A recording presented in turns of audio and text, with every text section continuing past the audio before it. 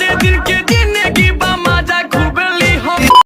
4 दिन के जिंदगी में मजा खूब लिया। तो मैडम जी हम भी वही चाहते हैं, मजा खूब लिया जाएगा।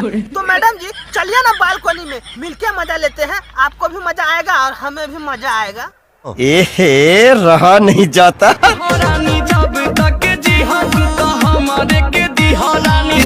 तो मैडम जी हम तो चाहते हैं कि जब तक जिए तो आप ही को दें, हमारा भी मोबिल पलटी होगा और आपका भी कंट्रोल होगा। मतलब समझ रही हैं? समझ रहे हो? समझ रहे हो?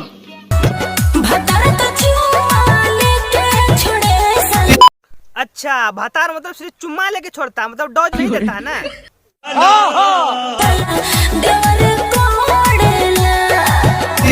हाँ तो भाजी तू तो करवावाले मास्टर मारू तो देवरे ना कोरी तो भतार कोरी, भतार के खाली चुम्मा से काम चलाव तारू और देवरा से कोड़वावा तारू। तो ये ना इंसाफी नहीं खे, भतारों से कोड़वावा कभी कभी।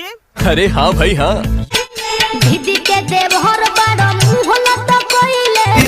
अच्छा दीदी के देवर बड़े मुंह लटकेले, क्यों मुंह इसलिए लटकाया हुआ है, बंदा हिला के आया बाथरूम से इसीलिए वो मुंह लटका के बैठा है। हरामी हो बेटा। लगता कि ढेर दिन से नहीं खतो खइले। तो मैडम जी बंदा हिला के काम चलाएगा तो उसको खाना नहीं मिलता है ना, बंदा हिला हिला के काम चलाता है, उसको आहार भोजनालय मिलेगा तब ना वो कंट्रोल में रहेगा। सही पकड़े हैं। तनी दिलवा के बतिया बताइबो का। अच्छा दिलवा के बतिया बताइबो का, वो तो दिलवा के बात बताई, तू रेडी बाड़ू का मतलब करे खातिर? ओ सॉरी गलती हो गया, खाना बनाओ खातिर के बात बता रहा है।